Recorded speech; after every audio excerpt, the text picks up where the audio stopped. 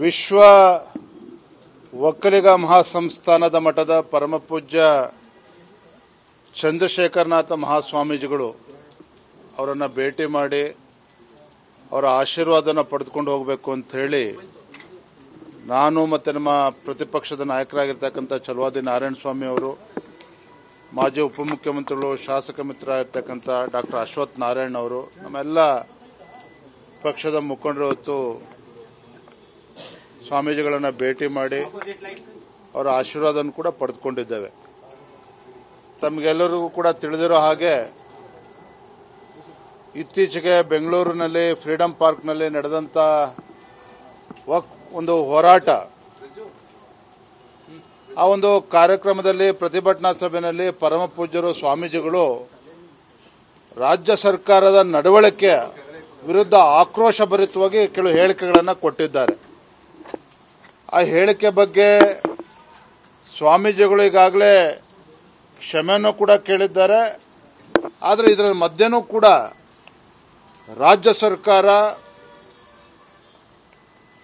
ಸ್ವಾಮೀಜಿಗಳ ವಿರುದ್ಧ ಒಂದು ಎಫ್ಐಆರ್ ಅನ್ನು ಕೂಡ ರಿಜಿಸ್ಟರ್ ಮಾಡಿ ದಾಖಲು ಮಾಡಿ ಅವರಿಗೆ ತನಿಖೆಗೆ ಬರಬೇಕು ಅಂತೇಳಿ ಒತ್ತಾಯವನ್ನು ಮಾಡ್ತಾ ಇದ್ರು. ಸ್ವಾಮೀಜಿಗಳು ತಿಳಿಸಿದ್ದಾರೆ, ಆರೋಗ್ಯ ಸರಿ ಇಲ್ಲ, ಪತ್ರ ಮುಖೇನ ಏನು ಉತ್ತರನ ಕೊಡಬೇಕು ಅದನ್ನು ಕೂಡ ನೀಡಿದ್ದಾರೆ. ಆದರೂ ಕೂಡ ರಾಜ್ಯ ಸರ್ಕಾರ ಒತ್ತಡ ಹಾಕ್ತಾ ಇರ್ತಕ್ಕಂಥದ್ದು ಖಂಡಿತ ಸರಿಯಲ್ಲ. ಮತ್ತು ಸ್ವಾಮೀಜಿಗಳು ಅದ್ರ ಬಗ್ಗೆ ಮುಕ್ತವಾಗಿ ತಮ್ಮ ಕ್ಷಮೆಯನ್ನು ಕೂಡ ಹೇಳಿದರೆ, ಮುಕ್ತ ವಿಚಾರಗಳನ್ನು ಕೂಡ ತಿಳಿಸಿದ್ದಾರೆ. ಆದರೆ ಎಲ್ಲೋ ಒಂದು ಕಡೆ ರಾಜ್ಯ ಸರ್ಕಾರ ಏನೋ ವಕ್ಫ್ ವಿಚಾರದಲ್ಲಿ ಇವತ್ತು ರೈತರನ್ನು ಒಕ್ಕಲೆಬ್ಬಿಸ್ತಕ್ಕಂಥದ್ದು, ಮಠಮಾನ್ಯಗಳ ಜಮೀನನ್ನು ಕಿತ್ಕೊಳ್ತಕ್ಕಂಥದ್ದು, ನೋಟಿಸ್ಗಳನ್ನು ಕೊಡುವುದು ಅಧಿಕಾರಿಗಳ ಮುಖೇನ, ಇದು ಎಲ್ಲೋ ಒಂದು ಕಡೆ ಇಡೀ ರಾಜ್ಯಾದ್ಯಂತ ಇವತ್ತು ಉಗ್ರ ಪ್ರತಿಭಟನೆ ಕೂಡ ನಡೀತಾ ಇದೆ. ರೈತರು ಇವತ್ತು ಬೀದಿಗಿಳಿದಿದ್ದಾರೆ.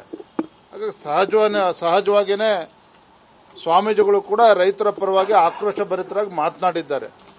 ಆದರೆ ಎಲ್ಲೋ ಒಂದು ಕಡೆ ರಾಜ್ಯ ಸರ್ಕಾರ ಯಾರು ದೇಶದ್ರೋಹಿಗಳಿದ್ದಾರೆ, ದೇಶದ್ರೋಹಿ ಚಟುವಟಿಕೆಗಳಲ್ಲಿ ಭಾಗವಹಿಸ್ತಾ ಇದ್ದಾರೆ, ಅವರ ವಿರುದ್ಧ ಕೇಸ್ಗಳನ್ನು ವಿಡ್ರಾ ಮಾಡುವಂಥದ್ದು, ಮತ್ತೊಂದು ಕಡೆ ಸ್ವಾಮೀಜಿಗಳಿಗೂ ಕೂಡ ಬೆದರಿಕೆ ಹಾಕ್ತಕ್ಕಂಥ ಕೆಲಸ ಮಾಡ್ತಾ ಇದ್ದಾರೆ. ಖಂಡಿತ ಸರಿಯಲ್ಲ.